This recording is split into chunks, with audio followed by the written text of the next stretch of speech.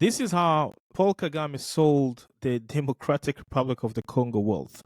Donald Trump eyes mineral world as Rwanda and DRC signed controversial peace deal in Washington, D.C., right? And there you got Congo mineral resources. The Democratic Republic of the Congo DRC is reaching mineral resources with an estimated $24 trillion of worth. You understand that? But President Trump also said something that raised a lot of eyebrows in Kinshasa, across the region, and on the continent. We're getting for the United States a lot of the mineral rights from the Congo as part of it. They're so honored to be here. They never thought they'd be coming to look. This is a very What we're getting from United States is there is a lot of minerals to be involved, and they are so honored to be here. They've never thought that they would be coming here. Like it's like the Oval Office is like the paradise where we're gonna go meet God or the Nephilim or people like Jesus or Noah. I don't understand that. So what you don't get is why Congo has to trade with Rwanda to get the mineral deals because Kagame just pulled the deal, boom, talk to the US, and the US is pulling the string. Why Congo and Rwanda sign a deal in Washington? The deal between the Democratic Republic of the Congo, DRC, and Rwanda signed in Washington likely refers to a diplomatic agreement aimed at addressing long-standing tension and security concerns between the two countries, particularly regarding the conflict in the eastern DRC. In the recent years, relations between Rwanda and the DRC have been strained due to allegations that Rwanda has supported armed groups operating in the eastern DRC, notably the M23. So the reason number one is security concern, establishing mechanism to improve border security and prevent the cross-border movement of armed groups, ceasefire agreements, negotiating a halt to hostilities and ensuring that both sides comply with the terms of the agreements, reconciliation efforts, fostering dialogue between the DRC and the Rwanda to resolve underlying political and ethnic tensions, and international support. The US and other international actors often act as mediators to ensure that both parties follow through a commitment and receive aid in terms of rebuilding security, providing humanitarian assistance, and funding peacekeeping efforts.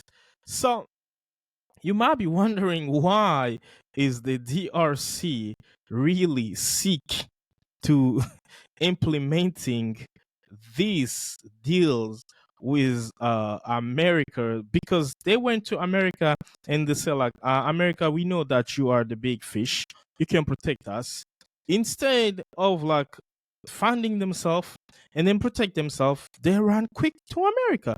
It's like, you know what, we're just gonna have to give it all to the Americans so they can protect us because we really fed. Apparently there is so many people that are involved, there is so many uh funders that they are funding these wars. So let's just give it all to America and see what's gonna happen. And here's what Kagame hate to deny before they do give the deal to America, because Kagame was like, no, there is nobody in Congo from Rwanda, and this is what he has to speak. He has to say that was last February. Yeah. This war, this fighting that has been going on from its inception was caused by DRC, not by Rwanda. These same people who are Kagame just said this war that's going on was caused by DRC, was not caused by Rwanda. And I'm like, I cannot really let you say that on the mainstream. Remember, in 1994, Kagame killed both the president of Rwanda and the other president of Burundi. They were in the plane. They died on the same day. And the person who pulled the trigger was their brother PK, aka Jean-Paul Paul Kagame, right? And they died. And that caused the genocide because the president of Rwanda and the president of Burundi, Juvenal Habyarimana of Rwanda, and Cyprien Tiranta, something like that, they were both Hutu. They were both Hutus, and Kagame killed them, and Kagame is a Tutsi, right? And if you don't know, up to now in Rwanda, Hutus are 87%, and there is only 13% of Tutsi in Rwanda. So the tribal war, it's always hectic there. But in somehow, Kagame managed to seize that thing down because he's dominant. For you to be seizing that thing down, you need to be dominant. And the party that is dominant is a Tutsi party, right? So Kagame has to bring the fire to start the genocide, which is it's estimated about 800,000 of people died, and also over 1.5 millions of people ran to DRC, which is very close because we got like two borders with Rwanda. One is Ruzizi 1 and Ruzizi 2, and another one is in Goma, right? Something like Kamembe and Changugu and stuff like that. So DRC has like almost 5 borders with Rwanda, right? And then that's where things started to get hyped. Before 1994, Congo has never had those rebels war. Congo had ethnic wars, which is ethnic, like tribal wars. It's like it's happening everywhere. We remember Jeanne d'Arc in France, the Vikings, the Spartacus. I mean, in Israel and Palestine, those are like tribals. Like tribals are always rivals everywhere, but when it's come to the country, they all fight for the country, right? But after 1994, there was rebels war. And this is what Kagame had to say. It's been started with Congolese, but no, it was started with Rwanda, right? So there we go. Fighting, right, for their rights didn't come from here. So let me ask this directly, Mr. President. Today, on the 3rd of February, does Rwanda currently have any troops at all in Eastern DRC? I don't know. The president of Rwanda doesn't know if they have troops in the DRC. And you, as a Rwandan or as an African, as a person who's watching this is the president of Rwanda. He used to be a soldier, general. He's general, right? And he says he does not know if there is Rwandan soldiers in the DRC. And the other question is, why are you in the Washington, D.C. to sign a peace treaty? All right? If there is no war in the DRC, why are you in the Washington, D.C. to sign a peace treaty? I can rap, bro. Like, why? Can you tell us really, like, why? I mean, Paul Kagame is trying to see us as domes. The agreement being signed, non-state armed groups, the establishment of a joint security coordination mechanism, the facilitation of the... That's the Rwandan Minister of like Foreign Affairs, I guess. I don't know. You can let me know in the comment below. So if there is no troops in Congo, why are you signing the peace treaty? Do you understand where it doesn't make any sense? The guys just keep on lying. Really, really, really lying. And people be like, oh, he's the best president in the world in Africa. What did he do for Africa? Even for Rwanda, and he lies to you guys. If somebody is popular in Rwanda than him, this guy's gonna shut him down. I mean, like, he's a good president, but he has his bad side also.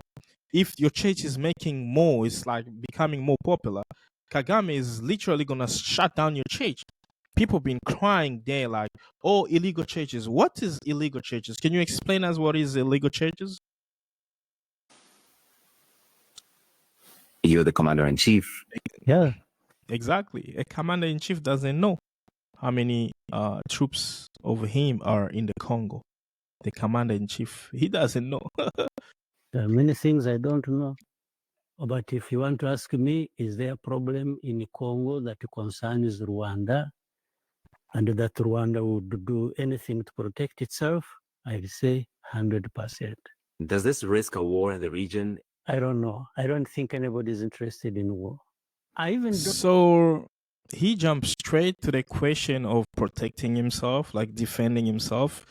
If you asking those people that will bring war to Rwanda, I will tell you I know because I'm there to protecting myself, right? don't think Tshisekedi is interested in war himself, but he has been encouraged in that direction by people showing up to fight for him his wars. That Rwanda exports coltan, for instance, which does not exist here, is smuggled from DRC. So please, I invite you. We'll show you where we mine coltan. But Does what Rwanda export any other Every Rwandans always say they have mining. I know you have mining. Every country, many countries have mining. But what kind of mines do you mine in your country? What type of mine do you mining in your country? Okay, let's say for example, there we go. Key mineral resources and their prices in the DRC. Copper. The DRC is Africa's largest copper producer, but we don't see that thing. Okay?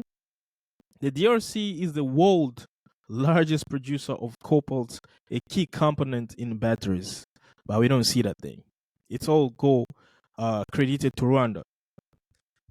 Tin. Prices for tin have recently hit 2-year high due to mine shutdowns in the DRC. We don't see that things in Congo. It all goes to Rwanda.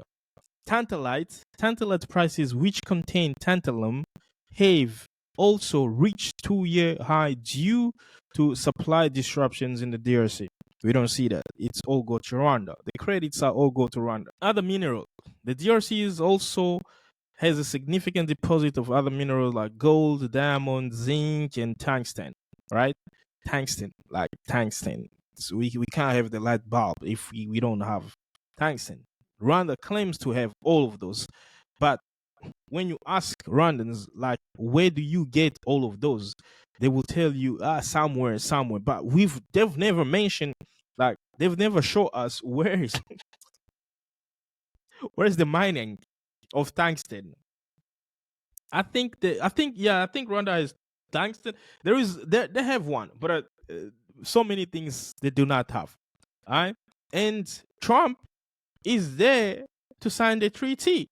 All right, they are signing the treaty and everything, like literally every single things.